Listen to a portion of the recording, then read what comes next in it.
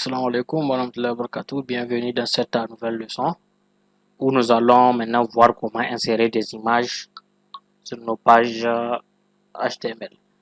Alors ici, comme le dit le dicton, une image vaut 1000 mots. Donc vous allez utiliser des images pour illustrer vos pages, ok? Alors, je vous ai préparé ici un texte pour vous montrer les différents formats que HTML supporte, ok? Donc les formats supportés par HTML, on a le JPG, ok, ou JPEG, ok, pour Joint Photographic Expert Group. Donc il est très utilisé dans le web, ok. Il a une qualité réduite, donc c'est-à-dire les images sont compressées.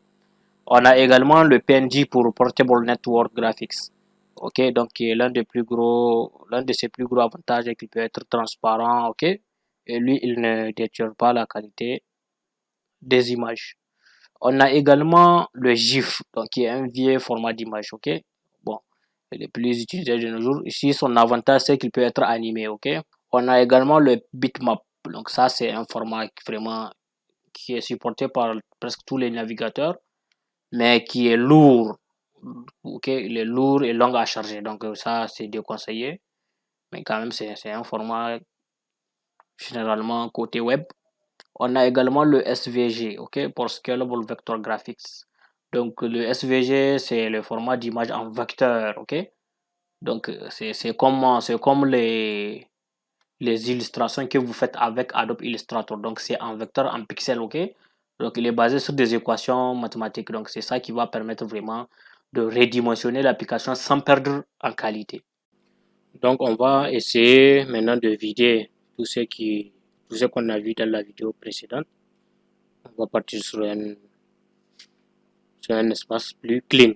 Okay. Donc vous ouvrez votre fichier avec Visual Studio Code comme d'habitude. Donc voilà, on va essayer de supprimer tout ce qu'on avait vu dans la vidéo précédente. Ok, donc en HTML, pour mettre des images, on utilise l'élément IMG. Ok, donc regardez bien ici, j'ai juste écrit IMG.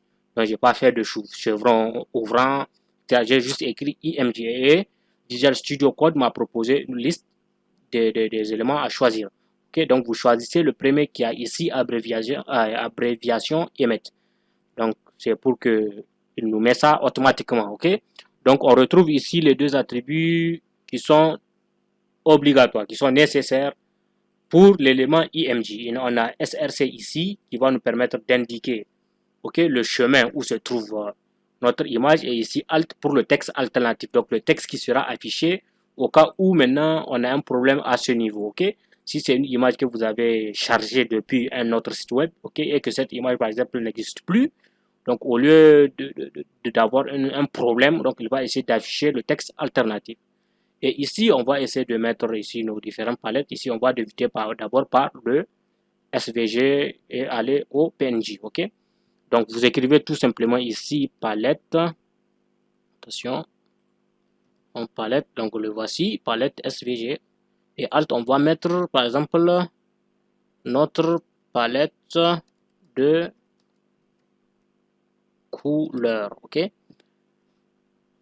On va également mettre un texte ici, un P pour dire notre image au format, on va mettre SVG. Ok, donc vous faites un CTRL S, vous venez vous exécuter votre fichier. Donc regardez bien, bon ici l'image est trop grande, je vais essayer de mettre deux autres attributs. Donc on a le height.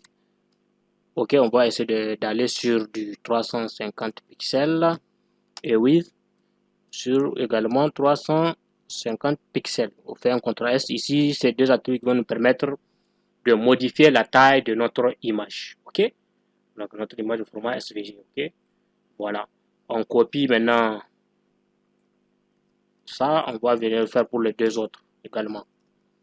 Ok, donc ici on va aller sur le GPJ. Ok, donc palette 1.jpg ici. Regardez bien, on a bien mis ici l'extension de notre fichier. Ok, ici palette 2, c'est palette 2, ok, donc le voici, ok, PNG,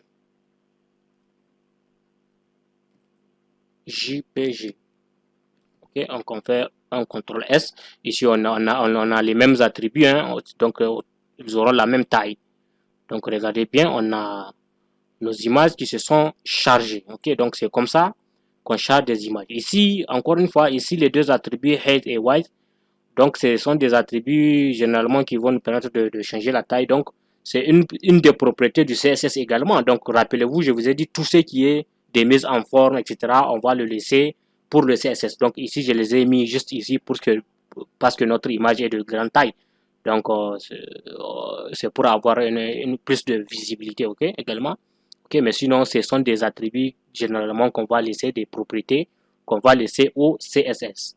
Donc, regardez bien, quand j'essaie de zoomer, vous regardez bien notre format SVG qui garde toujours sa qualité, qui ne perd pas sa qualité. Regardez ici notre format JPG, ok, ici on voit clairement une perte de qualité, ok, et ici aussi une perte de qualité, mais qui est moins visible que le JPG. Donc, c'est comme ça qu'on insère des images sur nos pages HTML.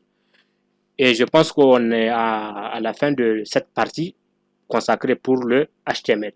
Donc, je pense vous avoir fait le tour d'horizon sur tout ce qu'on a vu jusque-là. Ce sont des éléments que vous allez très souvent utiliser lorsque vous créez vos pages HTML, ok, vos pages web. Donc, je vous donne rendez-vous dans la prochaine vidéo. Peut-être nous allons débuter le CSS. Assalamu alaikum wa rahmatullahi wa barakatuh.